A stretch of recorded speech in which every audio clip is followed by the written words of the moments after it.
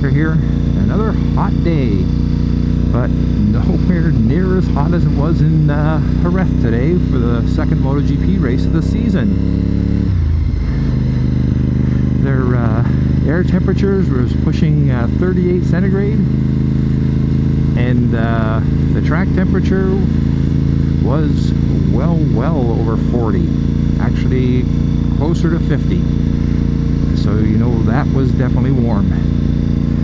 So let's start with the big news. If y'all remember last race, Marc Marquez had a crash when he was in third place after running off and catching everybody back up again, and managed to break his humerus, which is the bone between your elbow and your shoulder, and that was his right arm, which, if you ride a motorcycle, is your throttle and braking arm.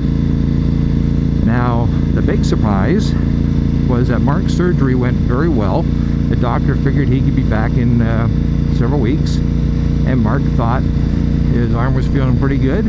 He would come out and try to race this weekend. And everybody went like, you know, WTF? And there was people who were saying like, great, and other people were saying like, that's dangerous. So he went through a very extensive medical checkup, and they passed him fit to race. And there's an interview on MotoGP.com, unless you subscribe to it, you wouldn't be able to see it, where Marc was explaining that the regular check for fitness to be able to race a MotoGP bike is pretty strict, but for a medical comeback, it was extremely strict. He says it was difficult. He says it would be difficult to do it in full health, and they really like pushed him to the limit, but he passed. Like, I can't imagine someone with the broken arm, like 2 days after surgery, able to do 40 push-ups. Most people I know can't do 40 push-ups. Of course, I'm kind of old, but anyways, he passed, and Honda actually hadn't expected him to be there. His pit was actually taken apart, so they actually had to put it back together again. Alex's team came through and actually put it together for the Marc's team, because I imagine they were probably all back at the hotel sitting by the pool, thinking they had the weekend off. And Marc showed up, and the plan was he was going to miss Friday's practice simply because they raced the track last week. They already had the data, so the bike's set up, and to give his arm a chance to recover. He went out for free practice 3. Everything felt good, and in free practice 4, he noticed that something was not feeling quite right, so he sort of slowed down his racing and took a break, and he said he'd come back for qualifying 1, and if it didn't feel right, he would just pull in and stop, and that's exactly what happened. There was a nice interview with him. I've got a picture here. I'll put it up there. You can see his right elbow is actually quite swollen. Surprisingly, the swelling isn't in the arm around the brake. It's actually the elbow, and that was putting pressure on him, so he didn't have power in his forearm to brake the way he likes to brake. So he basically said, I'm gonna come back in 2 weeks. So, you know, cheers to him for giving it a try. Quite amazed that coming back with a broken arm and riding conservatively to Marc Marquez's stated standard. Like, he was actually, you know, riding conservatively, taking it easy. He was less than a second off Fabio, so it just shows you the skill the guy has. So anyways, he's out. Alex Rin and Cal Crutchlow were past fit, and they were in a lot of pain and discomfort, not riding anywhere as fast as Marc was in his conservative thing, but they were riding, and they both actually competed in the race, and I'll talk on that later. So Fabio qualified on the pole. Maverick was right behind him, so it looked like the Yamahas were in really good condition, but there's an issue with the Yamahas I'll be talking about at the end of the video. Ducatis, for some reason or other, this weekend could not find the groove. They could not get their bikes working. Dovey, I believe he qualified like 11th, and Benito wasn't any better. The thing about Benito is I'm sorry I'm messing up his name, but he is really affected by cold and heat. Now, I've known people like that, and like this heat was just knocking the living daylights out of the guy. And he ended up crashing in the race because you know tires weren't working well. You know, it just the heat was affecting everybody this weekend. So we start the race. 3 Yamahas out in front. Valentino, who qualified 4th, was right in the battle, and Brad Binder, who was starting towards the back of the grid, piled into 2 riders. One of them was Bradley Smith, and I'm going to get the other guy's name wrong, so I'll just put it here, and took those 2 out. And he was riding, doing okay once he got back into the group, but he was in last place and had passed a few people, and then he had a massive high side, almost Marc Marquez level of high side. So if MotoGP uploads that video, that high side, I'll put a link to it in the description. If not, just keep an eye on MotoGP YouTube channel. So he was out. Jack Miller, who was running 4th, trying to hunt down 3rd, just sort of lost the front end going into corner, crashed out. Like there was a lot of crashes, and I mean a lot of crashes this weekend. And Franco Morbidelli was doing really well.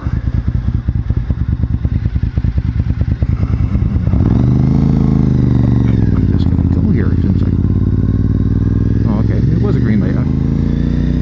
Anyways, Franco Morbidelli was in 4th, so it looked like Yamaha was going to have a 1, 2, 3, 4, and then all of a sudden his bike just quit, so he had to pull over the side of the track. His race was over, which is too bad. He was having a good race. Valentino got passed by I think it was Pecco Bagnaia. I hope I got it right. If not, I'll put it up here. And he passed Valentino and was running in 2nd place, doing pretty good job. He was not catching Fabio, but he was leaving Valentino and Maverick in the dust. And then all of a sudden, big blue smoke was starting to come out the back of his bike, and the Ducati guys were trying to warn him, whatever. I guess they hadn't quite got to the black flag. I imagine it would have come up if he made it around the lap, but eventually what happened was the bike just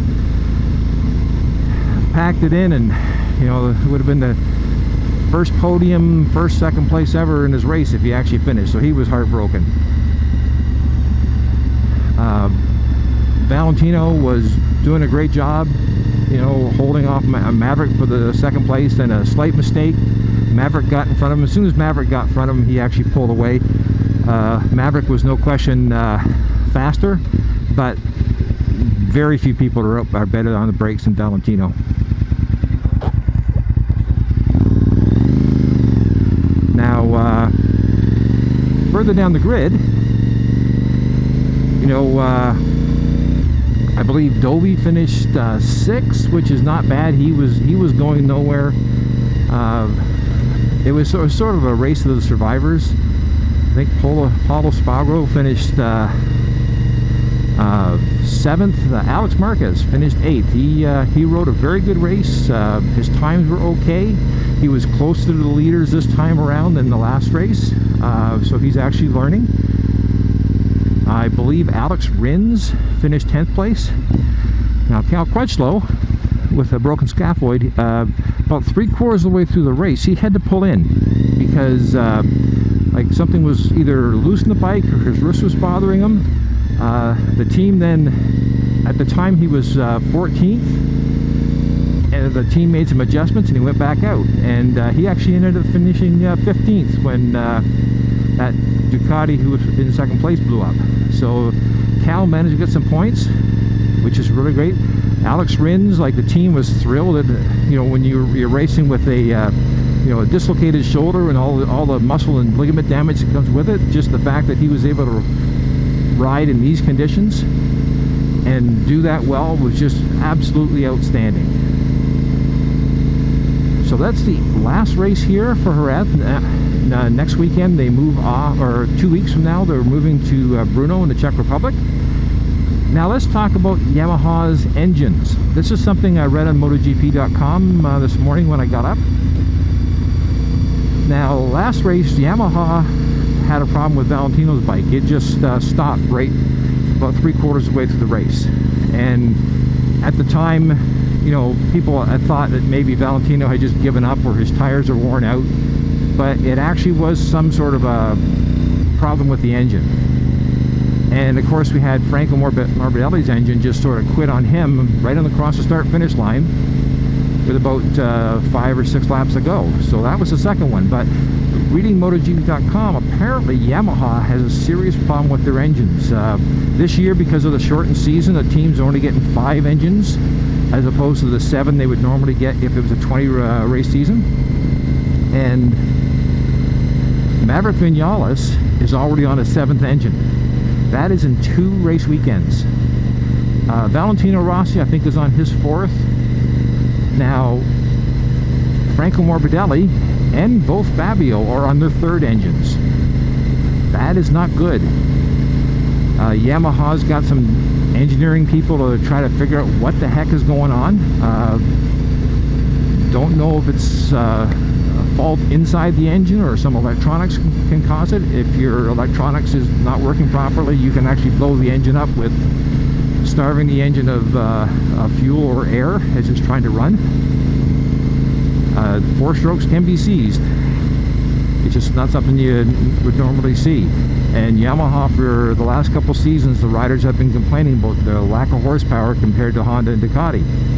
So I don't know if what they've done has made an engine that's bad for them.